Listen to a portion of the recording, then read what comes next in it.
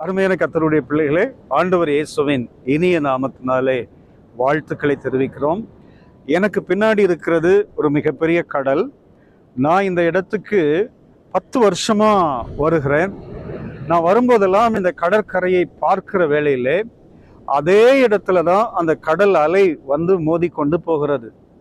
பாருங்கள், யோபு 38ஆம் அதிகாரம் 11வது வசனத்திலே ஆண்டவர் சொல்வார், இம்மட்டும் வா, மிஞ்சி வராதே, உன் அலைகளின் பெருமை இங்கே அடங்க கடவது என்று சொல்லுகிற போது நீ எங்கே இருந்தாய் என்று யோபனிடத்திலே கேட்பார்.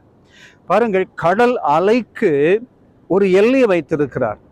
அந்த அலைகள் தாண்டி வரும்போது ஒரு சேதத்தை உண்டாக்குகிறது. இம்மட்டும் வா, இதுக்கு மேல நீ வரக்கூடாது என்று எல்லையை வைத்த தேவன் நம்ம வாழ்க்கைக்கும் நம்முடைய பிரச்சனைகளுக்கும் போராட்டங்களுக்கும் ஒரு எல்லை வைத்திருக்கிறார்.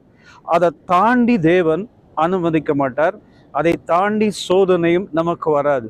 இன்னைக்கு உங்க உள்ளத்துல ஏதோ ஒரு பாரம், வேதனை, கலக்கம், இது தாண்டி தாண்டி அதிகமாயிட்டே வருகுதே, என் வாழ்க்கையில நான் என்ன செய்ய போகிறேன், நான் இனி அடுத்த காலங்களுக்கு என்ன செய்ய போகிறேன் அப்படின்னு சொல்லி ஒரு கலக்கத்தோடு இருக்கிறீங்களா? கடல் அலைக்கு ஒரு எல்லை வைத்த தேவன் உங்க பிரச்சனைக்கும் ஒரு எல்லை வைத்திருக்கிறார். உங்கள் போராட்டத்துக்கும் ஒரு எல்லை வைத்திருக்கிறார். அதை தாண்டி மேலே வராதபடிக்கு அதை தாங்கத்தக்கதான திராணியை கொடுத்து அதை மேற்கொள்வதற்கான பலனை கொடுத்து உங்களை நடத்துவார். சோர்ந்து போகாதிருங்கள். கர்த்தர் நிச்சயமாய் உங்களுடைய போராட்டங்களிலிருந்து தூக்கி எடுக்க ஆரம்பிப்பார். தாவீதுக்கு வந்த போராட்டங்களை நாம் வேதத்திலே வாசிக்கிறோம். தானியேலுக்கு வந்த போராட்டங்களை வேதத்திலே வாசிக்கிறோம். யோபுவுக்கு வந்த போராட்டங்களை வேதத்திலே வாசிக்கிறோம். யோசேப்புக்கு வந்த போராட்டங்களை வேதத்திலே வாசிக்கிறோம். இவர்கள் எல்லாருடைய வாழ்க்கையிலும் ஒரு குறிப்பிட்ட சூழ்நிலையில் ஒரு மாபெரும் விடுதலை வந்தது. அதே போல தேவன் உங்களுக்கும் விடுதலை கொடுப்பார். சோர்ந்து போகாருங்கள், தைரியமாய் இருங்கள். நிச்சயமாய் உங்கள் வாழ்க்கையில் ஒரு விடிவு காலம் வரும்.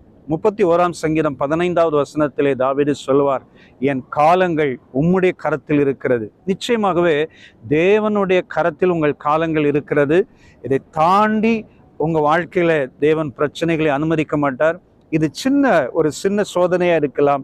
நம்மை உருவாக்க தேவன் அனுமதிக்கலாம், நம்மை பண்படுத்த தேவன் அனுமதிக்கலாம், அல்லது பயன்படுத்த தேவன் அனுமதிக்கலாம். எல்லாம் நன்மையாகவே இருக்கும். அன்றையும் அவருடைய தீர்மானத்தின்படி அழைக்கப்பட்டவர்களாய் தேவனிடத்தில் அன்பு கூறுகிறவர்களுக்கு சகலமும் நன்மைக்கு எதுவாய் நடக்கும். தைரியமாயிருங்கள். உங்களுக்காக நான் ஜெபிக்கிறேன். வல்லமை உள்ள பிதாவே, நல்ல தேவனே, இயேசுவின் நாமத்தினாலே இதை பார்க்கிற நம்முடைய பிள்ளைகளின் வாழ்க்கையில தேவன் பெரிய அற்புதம் செய்வீராக. கடல் அலைக்கு ஒரு எல்லை வைத்த தேவன் நம்முடைய பிள்ளைகளின் வாழ்க்கைக்கும் ஒரு எல்லை வைத்திருக்கிற தயவுக்காய் ஸ்தோத்திரம். உம்முடைய நாமத்தை மகிமைப்படுத்துகிறோம். தேவன் நம்முடைய பிள்ளைகளை விடுதலையாக்கும். ஆசீர்வதியும். இயேசு இரட்சகர் நாமத்தில் பிதாவே. ஆமென், ஆமென். God bless you. Amen.